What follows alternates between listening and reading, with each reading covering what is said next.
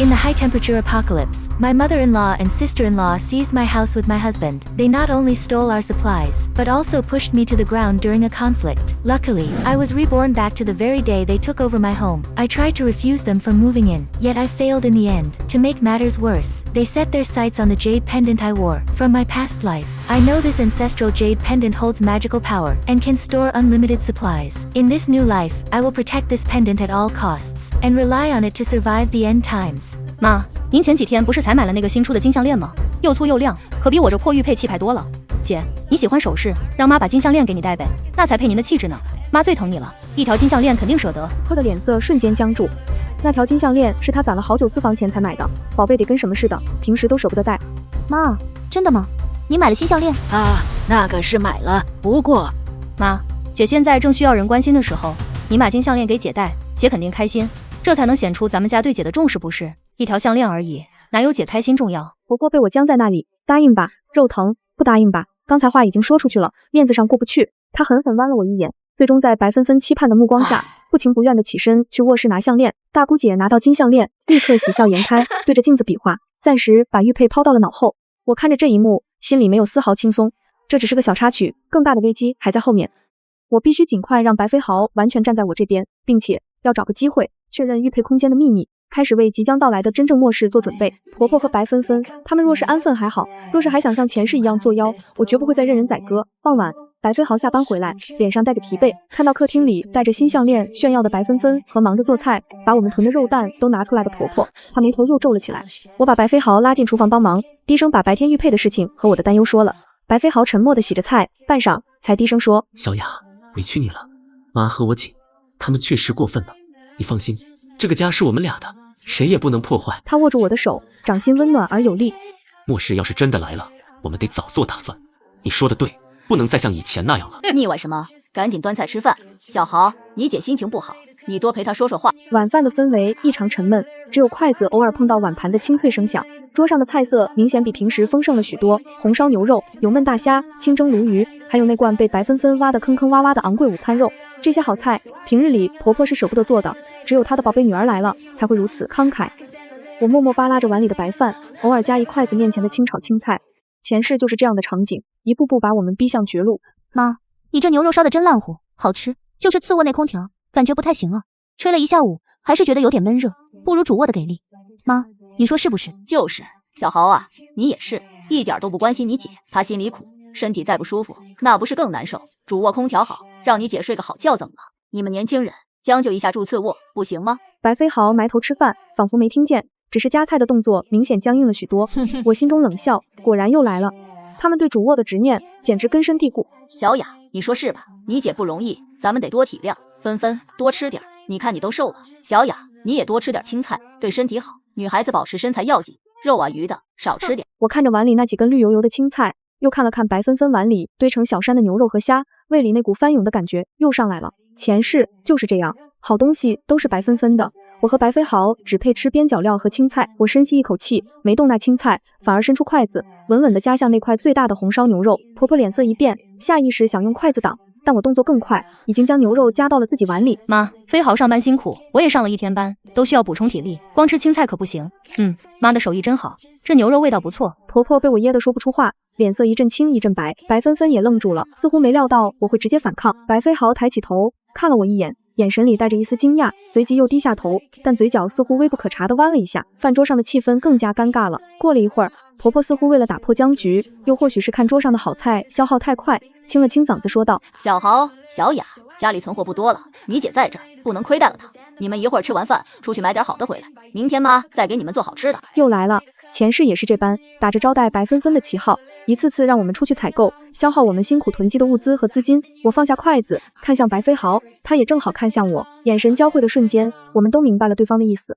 好，我也点点头，行，我们吃完就去。婆婆见我们答应的爽快，脸色稍霁，又给白芬芬加了只虾。芬芬，你看弟弟弟妹还是懂事的。白芬芬得意地瞥了我一眼，继续大快朵颐。吃完饭，我和白飞豪简单收拾了一下，便出了门。单元门在身后关上，隔绝了屋里那令人窒息的氛围。夏夜的热浪扑面而来，却奇异的让我感到一丝清醒。我低着头，快步往前走，直到走出小区，拐进一条相对安静的小路，脚步才慢了下来，眼眶控制不住的红了，不是因为委屈，而是因为愤怒和前世的阴影。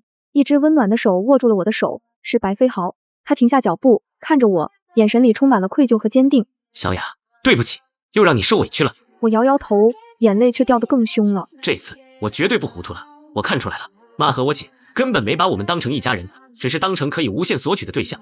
以前是我太顾念亲情，总想着退一步海阔天空，现在看来，退一步只会让他们得寸进尺。他抬手擦掉我的眼泪。你说的对，莫氏要是真的来了，跟他们在一起，我们死路一条，我们必须早做打算。听到丈夫这番话，我心里的石头终于落下去一半，至少这一世，他不是那个被孝道和亲情绑架的糊涂蛋了。飞豪，我不是胡乱猜测，我好像梦到过一些事情，非常真实，关于未来的。我梦到高温一步步攀升，先是停水停电，然后物资越来越匮乏，最后人们为了一口水、一块饼干互相残杀，以及我们是如何在婆婆和大姑姐以及她那前夫一家的拖累和背叛下走向死亡的。我在混乱中似乎发现了玉佩有些特殊，但没来得及细究，我只记得像是做了一个漫长而真实的噩梦。当我讲到自己是如何被推倒撞死时，我看到你眼中充满了后怕和愤怒。所以我们必须囤货，必须搬家，这里不能待了。我们现在的房子楼层不高，朝向虽然不错，但高温末世一来，就像个蒸笼，根本顶不住，而且人多眼杂，太不安全。搬家，搬去哪里？我留意过附近新开发的那个云山翠谷项目，在城西的云山上，虽然位置偏了点，但地势高，环境好。我查过资料，那里在极端高温情况下，受灾会相对轻很多。而且我看中了1期的一套2手别墅，带个小院子，最重要的是有个不小的地下储藏室，很阴凉。我记得梦里后来政府设立的一个临时安全屋就在那附近。别墅，那价格？把我们这套房子卖了，趁现在房价还没波动，尽快出手。那套别墅因为位置偏，户型在当下不算很热门，价位反而没那么高。我们这套房子卖掉的钱，加上手里的积蓄，应该够付全款，甚至还能剩下一些用来装修和囤货。好，听你的，明天我就联系中介卖房买房。我们立刻行动起来，仿佛身后有洪水猛兽在追赶。白飞豪当即就在手机上找到了几个附近房产中介的电话，开始联系。我则拿出手机搜索云山翠谷的别墅信息，确认我看中的那套还在售。第二天一早，我们借口公司有事，早早出了门，直奔房产中介。接待我们的中介姓王，是个看起来很精干的小伙子。白先生、白太太，你们这套房子地段户型都不错，现在市场行情也稳定，为什么要急着卖呢？是家里有什么变故吗？是啊，家里老人身体不太好，急需一笔钱周转，我们也是没办法，只能把这套房子卖了应急。原来是这样，那您二位放心，我一定尽快帮您找到合适的买家，争取卖个好价钱。那您二位卖了房子住处？我们另外看中了一套，也在谈，在云山翠谷那边，一套别墅。云山翠谷那边环境是不错，就是离市区远了点。不过那套别墅我知道，房东急着出手，价格确实有优势。您二位要是确定，我可以帮您尽快约谈，争取拿下。我们很确定，价格可以稍微让一点，但前提是快，我们必须尽快拿到钱。而且我们卖掉的这套房子需要和房东协商，给我们1个礼拜的缓冲期搬走。1个礼拜，这有点通常。王经理，帮忙，家里情况特殊，实在需要这么久，价格上我们可以稍微让步。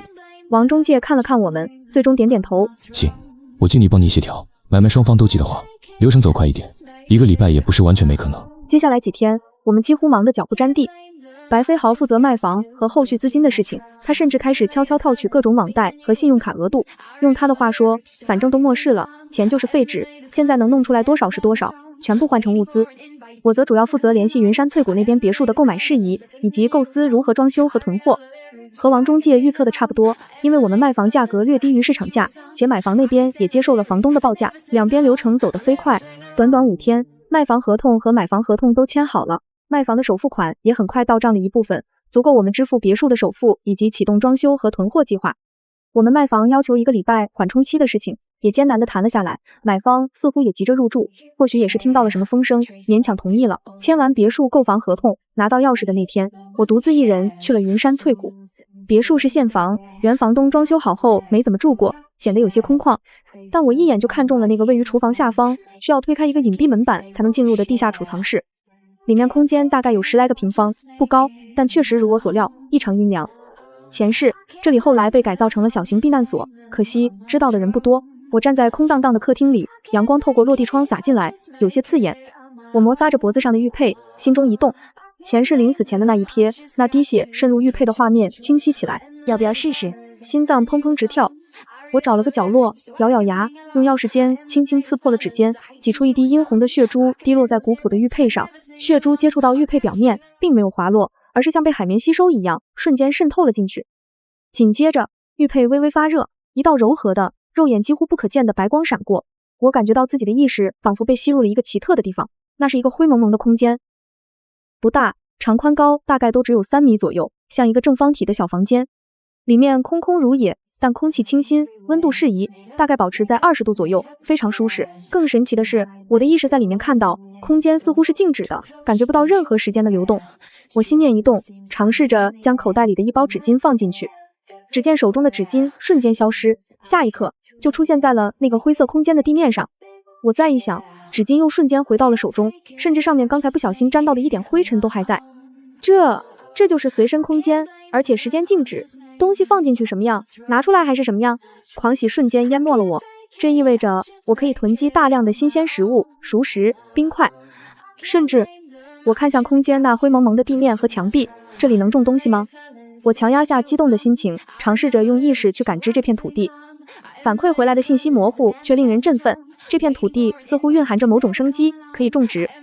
虽然空间不大，但如果能种植，就意味着在末世中，我们可能拥有持续的新鲜蔬菜来源。这简直是末日生存的神器。我迫不及待地想把这个好消息告诉白飞豪，但想了想，还是决定暂时保密。不是不信任他，而是这个秘密太过惊人，知道的人越少越好，等时机成熟再告诉他。带着巨大的惊喜和希望，我离开了别墅。接下来就是争分夺秒的准备了。资金方面，白飞豪展现出了惊人的行动力。他不仅快速处理了卖房款的到位事宜，还通过各种渠道套取了大笔的网贷和信用卡资金。这些钱在和平时代足以压垮一个家庭，但在即将到来的末世，他们只是我们换取生存资源的工具。我们立刻开始了对云山翠谷别墅的改造工程。白飞豪联系了他之前合作过的一个装修公司老板，给了加急的高价，要求对方严格保密，并立刻开工。装修公司的负责人看到我们列出的改造清单时，目瞪口呆。白先生，您这是要打造末日堡垒吗？他看着清单上的一项项要求，全屋墙体、门窗加固，加装最新的防弹级别的门窗和卷帘，屋顶和院子安装最大功率的太阳能光伏板系统和风力发电机组，独立的柴油发电机房及隔音处理，全屋新风系统加上高效能的中央空调和地缘热泵结合的温度调节系统，确保极端高温下室内也能维持较低温度。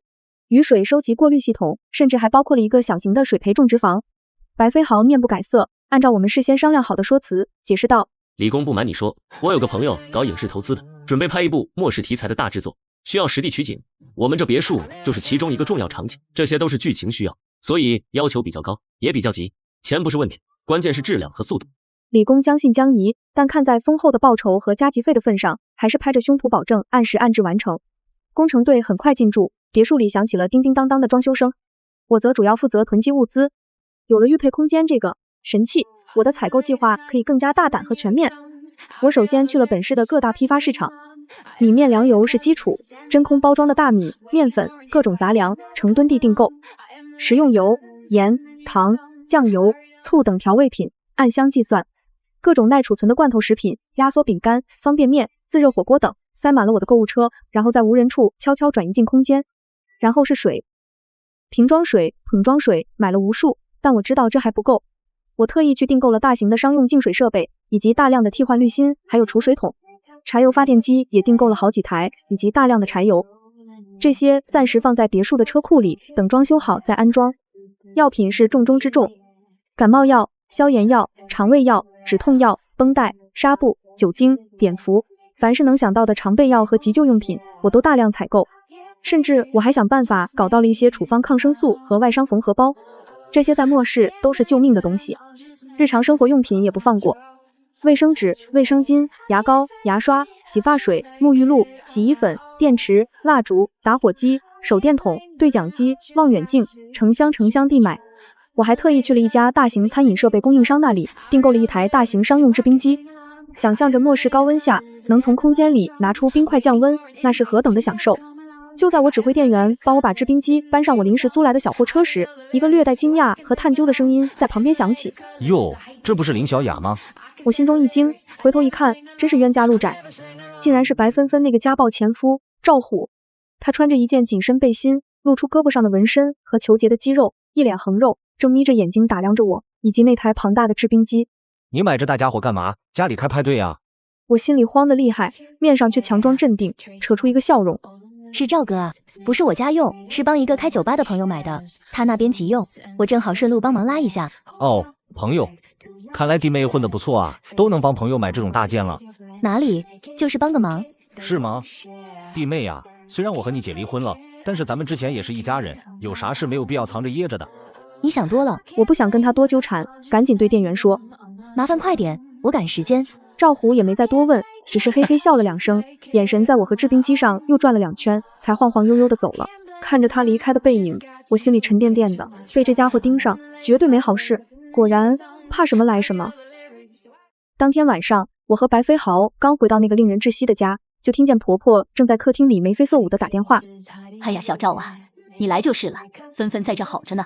对，就是这里，明天过来吃晚饭呗，妈给你做好吃的，客气啥都是一家人。我和白飞豪对视一眼，心中同时警铃大作。赵虎，他果然要来了，前世悲剧的导火索就要再次点燃。小豪小雅，明天小赵就是芬芬前夫，要过来看看芬芬。你们明天下午记得早点回来，去买点好菜好酒，好好招待一下。妈，赵虎是什么人？你不知道吗？他以前怎么对姐的？家暴差点把姐打进医院，你怎么还能让他来家里？你懂什么？那都是过去的事了。小赵说了，他知道错了，这次就是来看看芬芬，毕竟夫妻一场。再说了，现在这世道，多个人多份照应嘛。你看你一点人情世故都不懂。照应？他是来打秋风的吧？你怎么说话呢？这个家我还做不了主了，我说让他来就来，你们要是不乐意就出去住。眼看争吵又要升级，我悄悄拉住了白飞豪的手，用力握了握。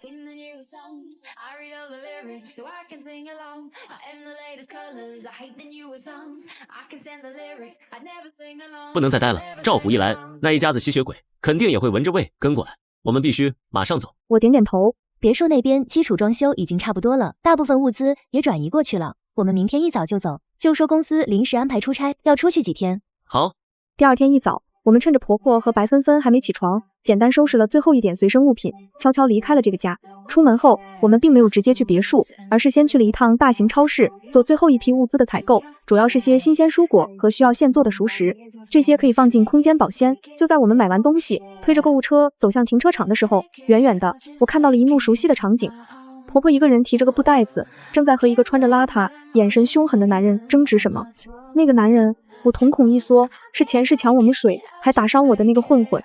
前世就是我和婆婆一起出来买水，碰上他，我傻乎乎的挡在婆婆面前，结果被他一顿拳打脚踢，婆婆却趁机溜了。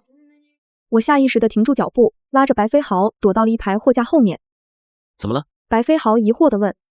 我示意他看向那边。只见婆婆和那男人的争执似乎升级了，男人推了婆婆一把，婆婆踉跄着摔倒在地上，手里的袋子也掉了，里面刚买的一点蔬菜散落一地。男人骂骂咧咧地捡起地上掉的一瓶水，扬长而去。婆婆坐在地上，哎呦哎呦地叫着，周围有人围观，却没人上前搀扶。我冷冷地看着，心中没有丝毫波澜。前世他如何冷漠地看着我挨打，如何心安理得地享受我的牺牲，我都记得清清楚楚。我们走吧。我拉了拉白飞豪，转身从另一个方向离开。白飞豪看了看那边，又看了看我，似乎明白了什么。他轻轻叹了口气，没说什么，跟上了我。过了一会儿，婆婆的电话就打到了白飞豪手机上，带着哭腔抱怨自己如何被欺负，如何可怜，责怪我们不在身边。白飞豪敷衍地安慰了几句，说我们在外地出差，暂时回不去，让他自己小心点。挂了电话，我们相视无言。对于那个家，最后一点温情似乎也在这场闹剧中消磨殆尽了。我们直接驱车去了云山翠谷的别墅。接下来的几天，我们切断了和婆婆那边的主动联系，只通过偶尔查看业主群的消息来了解那边的动态。果然不出所料，赵虎不仅自己来了，还带着他那个同样好吃懒做的弟弟和弟媳，以及他们那个被宠坏了的儿子。婆婆热情地接待了他们，让他们住了下来。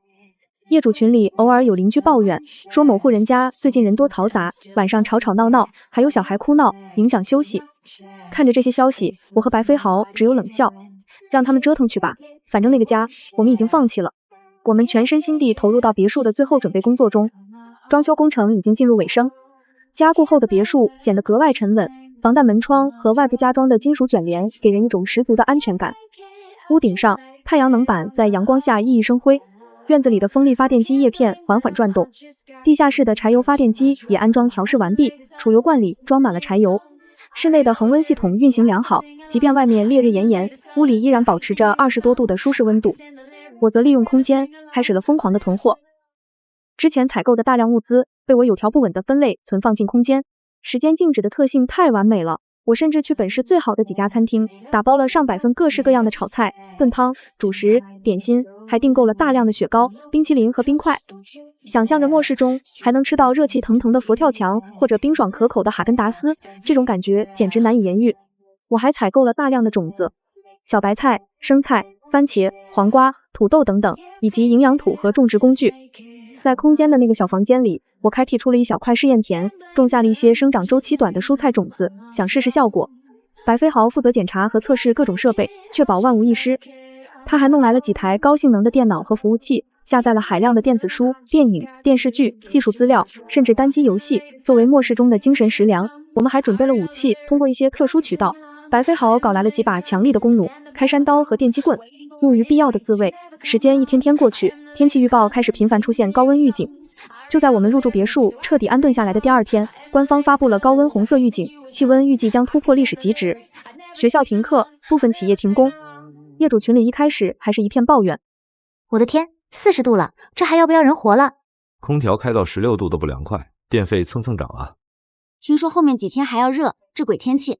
我和白飞豪坐在凉爽的客厅里，看着群里刷屏的消息，默默吃着冰镇西瓜。开始了。白飞豪轻声道，我点点头。这只是个开始。高温第3天，气温毫无悬念地突破了45度，并且丝毫没有回落的迹象。人们开始意识到不对劲了，业主群里抱怨的声音少了，取而代之的是焦虑和恐慌。家里没水了，谁家还有多余的水啊？高价球，超市的水都抢光了，排队都买不到。停电了，我们这片区停电了，空调都停了，怎么办啊？我看到婆婆在群里艾特了所有人，语气还挺热心。各位邻居，我家还有点桶装水，谁家实在急需可以过来拿一点。远亲不如近邻嘛。想象着婆婆一个人伺候着白芬芬、赵虎兄弟一家5口人，在停水停电、酷热难当的房子里挣扎，我心里没有任何同情，只有一片冰冷。这都是婆婆自己的选择。很快，我们的电话又响了，是婆婆打来的。电话铃声刺耳的响起，白飞豪看了一眼屏幕，皱了皱眉，按下了免提键。他的语气焦急，带着哭腔：小豪，你们到底去哪儿了？家里一点吃的都没有了，水也快没了。这么热的天，你姐和你赵哥他们都要受不了了，你快送点钱和吃的回来呀！白飞豪开了免提，和我对视一眼，语气平淡，甚至带着一丝疏离。妈，我们在外地旅游呢，这边信号不好，现在外面太热太乱，我们一时半会儿回不去，你们自己想办法吧，坚持一下，过2天看看情况再说。旅游你们还有心思旅游？家里都成这样了，你们……白飞豪直接挂断了电话。没过多久，白芬芬和赵虎的电话也轮番轰炸过来。白芬芬声音带着急切和不满，背景音有些嘈杂。飞豪，你们到底在哪儿呢？这家里都快没法待了。妈出去找水半天没回来，家里一点吃的都没了，空调也停了，热死人了。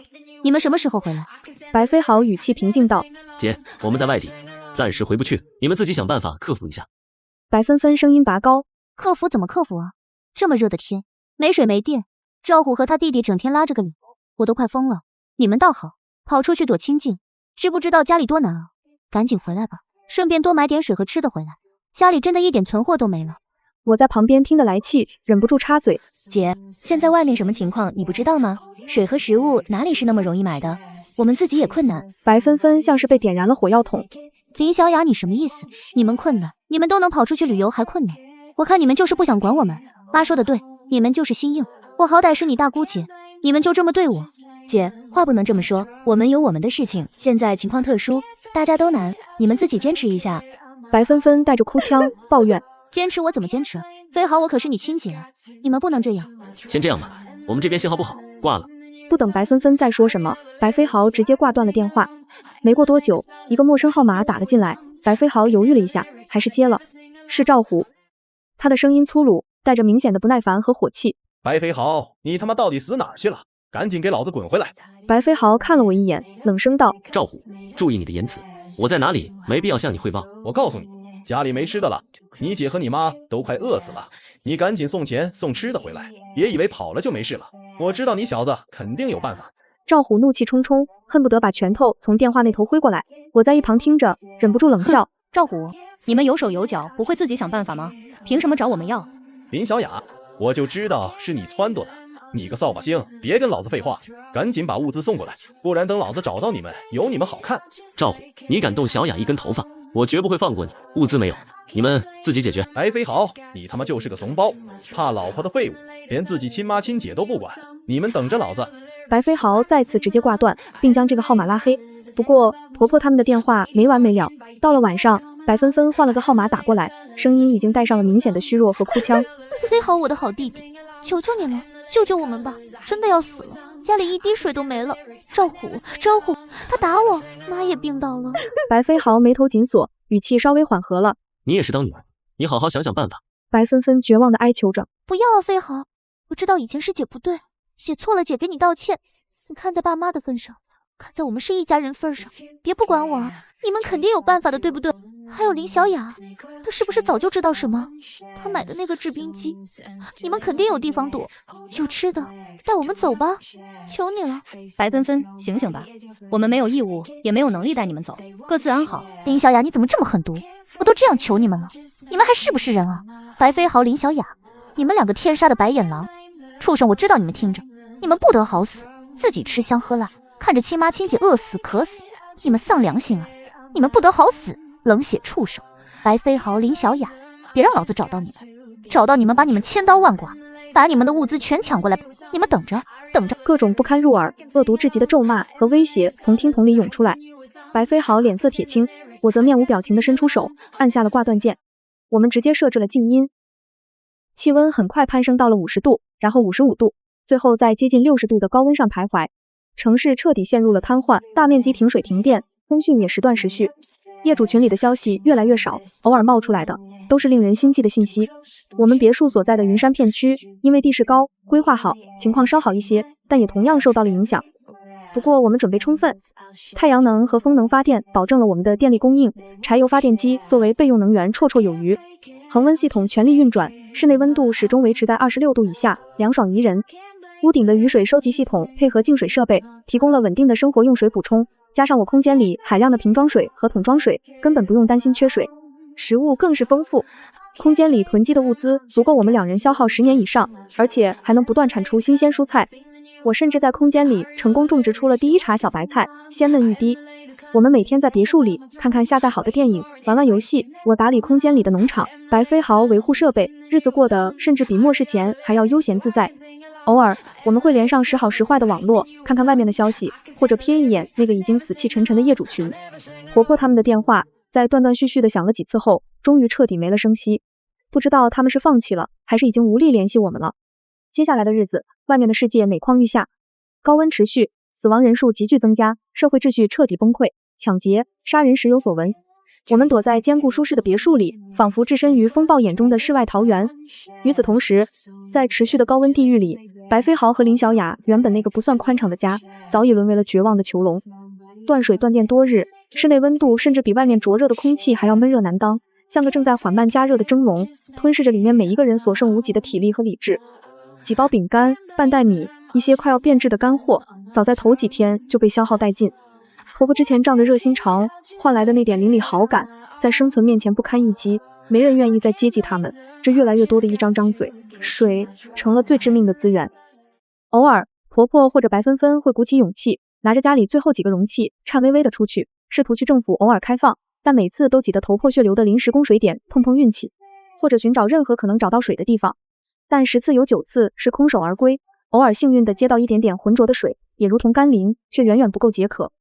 赵虎和他弟弟赵彪，这2个身强体壮的男人，从一开始的趾高气扬，变成了如今瘫在角落，眼神凶厉的困兽。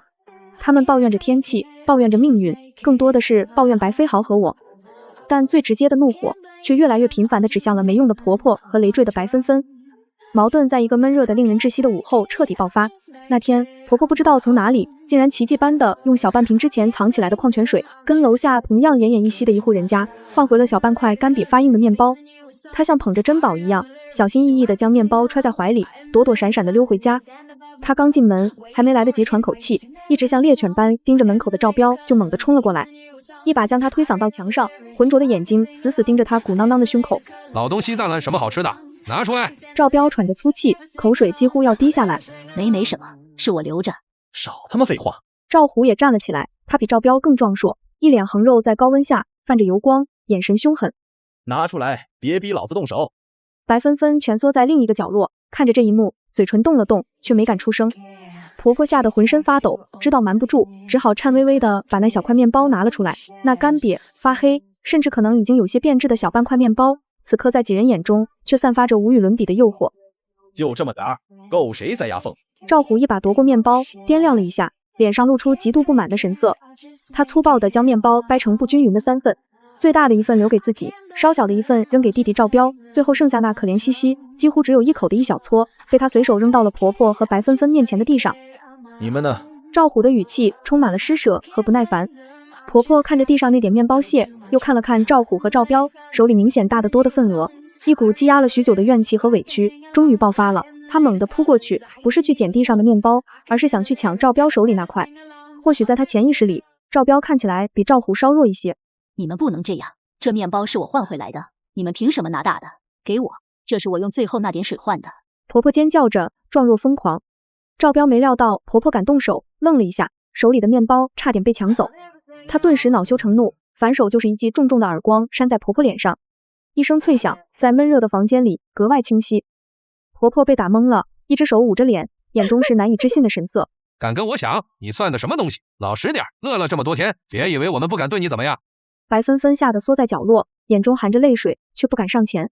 婆婆慢慢滑坐在地上，眼泪混合着绝望和屈辱，无声地流了下来。赵虎和赵彪嚼着抢来的面包，眼神中却没有任何满足，只有更深的饥饿和愤怒。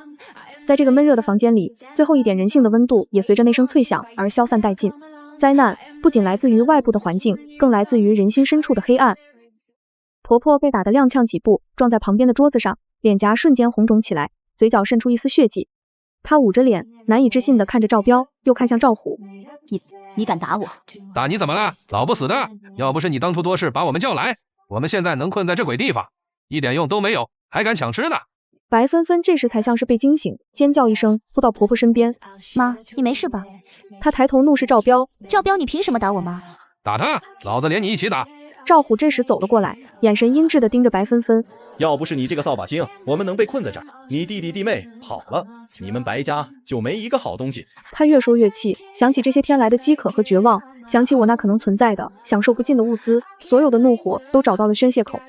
他一把揪住白芬芬的头发，将她从婆婆身边拖开。白芬芬痛得惨叫，手脚乱蹬。放开我，赵虎你个王八蛋！妈的，还敢骂！赵虎彻底被激怒了，他抡起蒲扇大的巴掌，狠狠地朝着白芬芬的脸扇去。连续几个耳光，又快又狠。白芬芬被打得眼冒金星，耳朵嗡嗡作响，脸颊迅速高高肿起，鼻血瞬间流了出来。她一开始还在哭骂挣扎，但很快就被打懵了，只剩下无意识的呜咽和求饶。别打了，虎子，别打了，我错了。婆婆看到女儿被打，想冲上来阻拦，却被赵彪一脚踹在肚子上，痛得蜷缩在地上，半天喘不过气，只能发出痛苦的呻吟。赵虎仿佛打红了眼，一边打一边骂：没用的东西，就知道吃！要不是看你还有点用，早就把你扔出去了，还敢跟老子抢吃的！他不仅打耳光，还用脚踢踹倒在地上的白芬芬，踢她的肚子，踢她的腿。白芬芬像破布娃娃一样在地上翻滚，惨叫和求饶声越来越微弱。赵彪在一旁冷眼看着，甚至咬了一口手里的面包，含糊不清的煽风点火。这种女人就是欠收拾，不打不老实。狭小闷热的房间里充斥着暴力、咒骂、哭喊和呻吟，家具被撞得东倒西歪，空气中弥漫着血腥味和绝望的气息。曾经看似牢固的关系，在生存资源的极度匮乏面前，彻底撕下了伪装，露出了最赤裸裸的野蛮和残酷。这场单方面的殴打持续了好几分钟，直到赵虎自己也气喘吁吁，才终于停手。他朝蜷缩在地上、遍体鳞伤、不停抽搐的白芬芬啐了一口，然后捡起刚才因为动手而掉在地上的那块大面包，狠狠地咬了一口。嘿，真他妈晦气！他骂骂咧咧地走到窗边，看着外面如同炼狱般的街道，眼神更加阴沉。赵彪也吃完了自己的那份，舔着手指，目光在奄奄一息的白芬芬和痛苦呻吟的婆婆身上扫过，闪过一丝贪婪和算计。我以为这伙人会在争执中自生自灭，没想到他们竟然在绝望中团结起来，准备来寻找我。大约1个多月后，一个清晨，我站在2楼的阳光房里，习惯性的用望远镜观察四周的情况。忽然，几个踉踉跄跄、骨瘦如柴的身影出现在了别墅区入口处的监控画面里。我心中一凛，调整焦距，仔细看去，果然是婆婆、白芬芬、赵虎。还有赵虎那个弟弟。他们4个人互相搀扶着，走得极其艰难，显然已经到了极限。他们怎么会找到这里来的？我立刻叫来了白飞豪。看着监控里那4个熟悉又陌生的身影，白飞豪的脸色沉了下来，紧紧握住了我的手。放心，我绝对不放他们进来。这时，那4个人也看到了我们这栋明显与众不同、门窗紧闭，还加装了防护的别墅，眼中露出了贪婪和希望的光芒，加快脚步走了过来。他们开始用力拍打别墅外围的金属大门，发出哐哐的响声。小豪、小雅，我们知道你们在里面，开门啊，救救我们！弟弟弟妹，我们错了，给我们点吃的喝的吧，我们要死了。白飞豪开门，不然我们砸门了。赵彪伸出手看向里面，哥他们有冷气，你看靠近他们就是凉的。听到赵彪的话，几个人顿时有一种找到支柱的感觉。快开门，我是你们家的人。几个人扯着破锣一样的嗓子在门口喊着，不厌其烦。白飞豪拿起连接大门的对讲机，声音冰冷，透过扩音器传出去。滚！外面的人一愣，随即更加疯狂。白飞豪，我是你妈，你敢让我滚？你这个不孝子！天打雷劈！你们有那么多的物资，分我们一点怎么了？非要看着我们死吗？开门，赶紧开门，不然我们就不客气了。赵虎和他弟弟开始找东西砸门，但那加固过的金属大门和围墙岂是他们能撼动的？我看着他们的丑态，心中一片冷漠。我拿起另一个对讲机，淡淡开口：别白费力气了，这大门和护栏你们砸不开的。听到我的声音，外面的人更激动了，各种污言秽语扑面而来。林小雅，你早就知道了对不对？你买了那个制冰机，你肯定早就准备好了。你们有钱有物资，为什么不救我们？你们要眼睁睁看着我们死吗？你把门打开，我就不让我儿子和你离婚，不然你没个好。林小雅，你个臭婆娘，赶紧打开！我拿过对讲机，声音平静却带着刺骨的寒意。妈，白芬芬，赵虎，你们听好了。第一，我们有没有物资跟你们没关系。第二，婆婆，你说我们冷血，那你呢？前世欧不在你心里，只有你女儿是宝贝。我和飞豪就是可以随意牺牲、随意剥削的对象，好东西都给他，脏活累活危险都是我们上，甚至把我们拼命找来的水大半都给他润嗓子。你那时候怎么不说自己心硬？第三，白芬芬，你离婚是可怜，但不是全世界都欠你的，心安理得的住进来，抢主卧要玉佩，好吃懒做把我们当佣人，你念过我们一点好吗？第四，赵虎，你是个什么东西？家暴男，社会渣子，还想来找我们要物资？做梦！我一口气说完，感觉前世的郁结和今生的愤怒都宣泄了出来。对讲机那头瞬间安静了，随即爆发出更加疯狂的咒骂。林小雅，你这个贱人，你敢这么跟我妈说话？飞好你管不管你老婆？跟她离婚，这种女人不能要，把物资都给我们拿过来！白芬芬尖叫着，白飞豪冷笑一声，凑近对讲机，声音清晰而冰冷：离婚？做梦！我告诉你们，我和小雅才是一家人。你们，我早就看透了。从你们一次次得寸进尺，从你们把赵虎这种人引回家的时候，我们之间那点可怜的亲情就已经断了。以后不要再打电话来了，是死是活，各安天命。我懒得理会，继续说道：而且我提醒你们一下，这护栏上是通了高压电的，刚才看在最后一点情分上没开，你们要是再动手……我顿了顿，按下了高压电的启动按钮，护栏上瞬间闪过一道不易察觉的蓝紫色电弧，发出轻微的噼啪声。赵彪吓得怪叫一声，连连后退。远处似乎有一些被这边动静吸引过来的，同样面黄肌瘦的幸存者在观望。婆婆见状，眼珠一转，忽然瘫坐在地上，拍着大腿哭嚎起来。大家快来评评理啊！这没良心的儿子和儿媳妇啊，自己躲在里面吃香喝辣，吹着空调，看着亲妈亲姐饿死渴死在外面啊！他们发灾难财，囤了数不清的物资啊，就是不给我们活路啊！白芬芬和赵虎也立刻跟着哭喊叫骂，试图煽动那些围观的人。果然，一些幸存者看向我们，别墅的眼神变得复杂起来，有嫉妒，有怨恨，也有蠢蠢欲动。就是有那么多东西，分点出来怎么了？见死不救还是人吗？把门打开，把物资交出来。人群开始骚动，慢慢围拢过来。我冷笑一声，拿起对讲机，声音清晰地传遍四周。善良互相帮助，你们配吗？也好，我想知道谁是善良的人，只有善良的人才能得到我的帮助。我话音刚落，白芬芬率先跪倒在滚烫的地面上，膝盖接触地面的瞬间，她甚至能感觉到皮肤被灼伤的刺痛，但她顾不上了。她扬起那张因为饥饿、脱水和日晒而变得黝黑憔悴的脸，朝着别墅声嘶力竭地哭喊：我以前在街上看到乞丐，还会给他1块钱呢。虽然就给过1、2次，但那也是善良，对不对？还有我对妈多孝顺啊，我天天陪着她说话，逗她开心。我离婚了，第一个就想回来陪妈，这还不是善良吗？我对你们也不错啊，我住进来的时候还帮你们吃过我不爱吃的菜呢，我没挑食，这不算善良吗？我上次看到邻居家小孩摔倒了，我还看了一眼呢，我没笑出声，这总算是善良了吧？飞豪，我可是你亲姐啊，血浓于水啊，我善良了一辈子，你们不能见死不救啊！那副理直气壮又可怜巴巴的样子，实在是又可悲又可笑。婆婆见女儿跪下，也像是被抽掉了脊梁骨，颤巍巍的跟着跪了下去。年迈的身体几乎无法承受地面的高温和自身的虚弱，她摇晃了一下，才勉强撑住。她老泪纵横，拍打着地面，用的却是她最熟悉也最自以为是的小雅，飞豪，妈这辈子最大的善良，就是把小雅你娶进我们白家的门啊！她仿佛觉得这是天大的恩赐，声音带着一种荒谬的骄傲和委屈。你想啊，当初你娘家条件也就那样，我能同意飞豪娶你，让你进我们白家的门，给你一个家，这难道不是天大的善良吗？进了门，我让你吃，让你住，虽然有时候是让你多干了点活，但那也是为你好啊，锻炼你啊，这还不是为你好，这还不是善良？我把我儿子都给你了，把我们老白家最好的男人都给你了，你这辈子能嫁给飞豪，那就是你修来的福分，这都是我的善良换来的。我现在要求不多，就要口水喝，要口饭吃，你们怎么能这么对待善良的妈啊？你们的良心不会痛吗？我听着婆婆颠倒是非的话，有点恶心。在她扭曲的认知里，她允许我加入她的家庭，就是施予了莫大的恩惠，我就应该感恩戴德，永世报答。可笑！我走到2楼，一扇预先留好的带有单向玻璃和细小换气孔的窗户前，猛地将窗户推开一条缝，瞬间，一股冰凉的带着食物香气的冷气从室内涌出，与外面灼热污浊的空气形成鲜明对比。外面所有人都下意识地深吸了一口气，露出了贪婪和渴望的表情。我手里拿着一根冒着寒气的冰棍，慢条斯理地舔了一口，目光扫过下面那些形容枯槁的人，最后落在远处角落里一对紧紧抱在一起，几乎快要昏厥的母女身上。那个女人正努力地用身体为孩子遮挡阳光，眼神绝望。我心念一动，从空间里取出几瓶矿泉水，对准那对母女的方向用力扔了过去，瓶子准确地落在母女面前不远处。那母亲愣了一下，随即像是抓住了救命稻草，猛地扑过去，紧紧抱住那几瓶水，不停地向我们别墅的方向磕头，然后赶紧打开一瓶，小心翼翼地喂给怀里的孩子。这一幕让周围那些蠢蠢欲动的人都愣住了。我对着对讲机冷冷地说：看见了吗？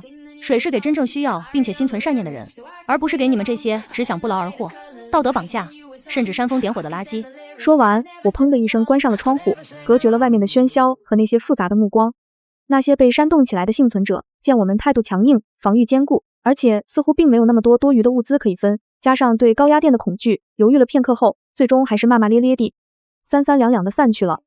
只剩下婆婆、白芬芬、赵虎和赵彪4人瘫坐在我们别墅门外，面如死灰。他们见我们如此决绝，知道再无希望，开始内部争吵起来。都怪你这个老不死的，要不是你当初非要把赵虎叫来，事情怎么会变成这样？白芬芬突然把矛头指向了婆婆。妈，你看你办的什么事儿？现在好了，人家根本不理我们。我还不是为了你们好。婆婆有气无力的辩解。为了我们好，屁！赵彪啐了一口。现在没吃的没喝的，这老东西最没用，还浪费粮食。婆婆惊恐地看着他们，尤其是看着赵虎和白芬芬。芬芬小赵，你们不能不管我啊，我是你妈啊。白芬芬眼神闪烁，看了看一脸凶相的赵虎，低下头没说话。赵虎冷笑一声，妈，现在谁还顾得上谁呀？你自己想办法吧。最终他们3个挣扎着站起来，看都没看瘫软在地的婆婆一眼，互相搀扶着踉踉跄跄地离开了，消失在了灼热的地平线上。婆婆一个人被抛弃在原地，绝望地看着他们离开的方向，又回头看了看我们紧闭的别墅大门，喉咙里发出如同破风箱般的声音，最终头一歪，倒在滚烫的地面上，再也没有起来。我和白飞豪在监控里默默地看着这一切，心中没有任何波澜。种什么因，得什么果。后来我们从一些零星的讯息和偶尔捕捉到的监控画面得知，赵虎3人离开后，境况并没有好转。在物资极度匮乏和人性的扭曲下，赵虎为了几块饼干和水，竟然把白芬芬卖给了一个拥有少量物资的小头目，而那个小头目玩腻了之后，又把白芬芬转手了。至于赵虎和赵彪，据说在一次抢夺物资的冲突中被人打死，尸体扔在路边，很快就在高温下腐烂风干了。这些消息只是末世中无数悲剧的缩影，很快就淹没在更多的混乱和死亡之中。我和白飞豪不再关心外面的纷纷扰扰，专心经营着我们的小小庇护所。1年、2年，高温末世仿佛没有尽头，但我们凭借着充分的准备和我的预配空间，安然度过。我在空间里种植的蔬菜粮食获得了丰收，虽然产量有限，但极大地丰富了我们的食谱。我们还尝试着在别墅的玻璃阳光房里，利用收集的雨水和灯光进行一些辅助种植。第3年的夏天，我们敏锐地感觉到持续数年的极端高温似乎开始有了一丝减弱的趋势。虽然依旧炎热，但不再是那种足以烤焦一切的酷热。又过了大半年，天空终于不再是永远的万里无云，偶尔会出现一些云层，甚至落下了一些滚烫的，但确实是雨水的水滴。末世似乎看到了结束的曙光。我和白飞豪知道，漫长的蛰伏期即将过去。当外界环境逐渐变得可以生存时，重建秩序和文明将成为新的主题。我们储存的知识、技术，还有空间里保留的各种作物种子，将成为我们参与重建的最大资本。我们相拥站在别墅的窗前，看着窗外那片被高温蹂躏了数年、满目疮痍却又顽强地透出一丝生机的土地，心中充满了对未来的期待。这一次，我们不仅活了下来，还将携手走向新的开始。